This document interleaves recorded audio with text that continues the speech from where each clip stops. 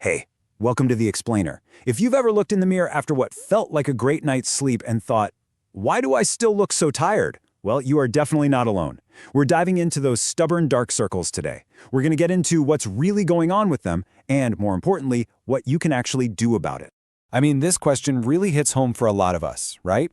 You get your 8 hours, you feel rested, but you wake up with what some people call raccoon eyes. It is so frustrating. It can make you look exhausted, maybe even a little older than you are. So, what is actually happening under our eyes?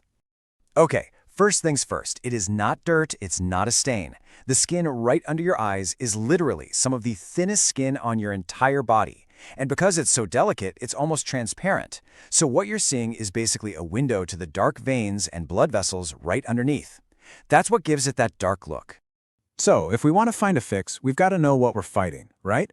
Let's kick things off by unmasking the most common reasons why those under-eye shadows show up in the first place. And you might be surprised to hear this, but the biggest cause, well, it might be something you have zero control over, your genes. Yep, for a huge chunk of people, it's just hereditary. But don't despair. That doesn't mean you're stuck with them, because as you can see, lifestyle and other factors play a really big role too. Let's dig into this a little. So heredity and aging, those are the big internal ones. You might just be born with thinner skin there, and as we all get older, our skin loses collagen and gets even thinner. Then you've got your lifestyle. Not enough sleep, your skin can look paler, which just makes those dark blood vessels underneath stand out more. Too much sun can actually cause pigmentation, like a tan, right under your eyes. And on top of that, even things like allergies that make you rub your eyes or certain meds can make things worse. All right, enough about what causes them. Let's talk about what we can do. And how about we start in a place you might not expect, your kitchen. Believe it or not, the sources we looked at are packed with simple, natural remedies you can whip up with stuff you probably already have.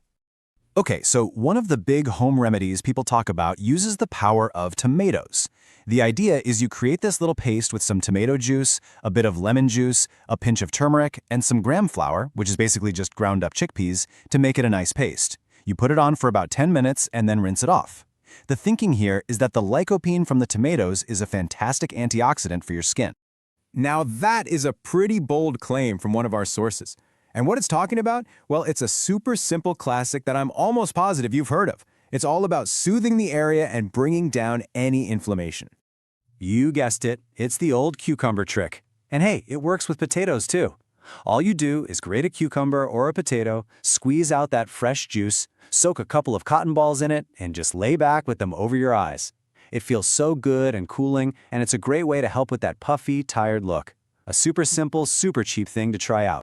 So those kitchen cures are awesome for some quick, topical relief. But the sources are really clear. For a real, long-term fix, we gotta look at the bigger picture.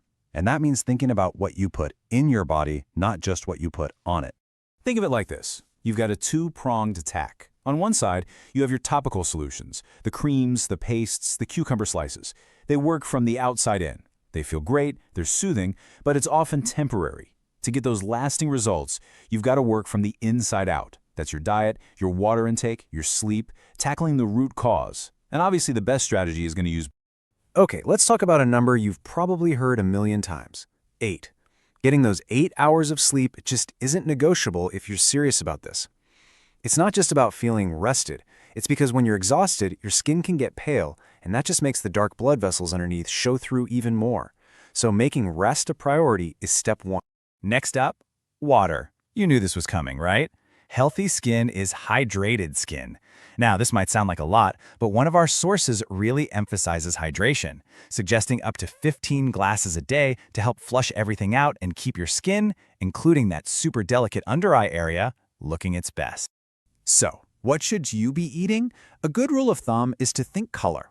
Bright fruits and veggies are loaded with antioxidants. And you want to pay special attention to vitamin K. It's a total hero for helping strengthen those tiny blood vessels. You can find it in leafy greens like spinach and kale. On the flip side, it's a good idea to watch out for things like too much salt, which causes puffiness, and too many sweets. All right, so we've covered a ton of ground. The why, the what you can find in your kitchen, and the bigger lifestyle stuff. Let's wrap this all up into a simple action plan so you know exactly what you might want to do next. Okay, so let's look at the whole landscape of what you can do. You can start with the super low-cost home remedies for some quick relief. For more of a long-term game, you can commit to those lifestyle changes. And of course, there's always the world of cosmetics, concealers and creams to help out on a daily basis. Then, way at the other end of the spectrum, you have clinical options like fillers, which are a much bigger investment. So let's just boil this all down into an easy 3-step plan. Step 1, just start simple. Seriously, try some cucumber slices this week. Easy. Step 2, nourish from the inside out. Focus on drinking more water and getting more colorful veggies on your plate. And finally, step 3, make sleep your priority. Really try to get those 7 to 8 hours. It's an incredibly powerful combo. Look, we've covered a lot, from cucumbers to vitamin K. The big takeaway here is that you're not helpless. You have options. So the final question is really for you. What's the one small, totally manageable change you're going to try this week? Just pick one thing, start there, and see how it goes. Thanks for hanging out with me for this explainer.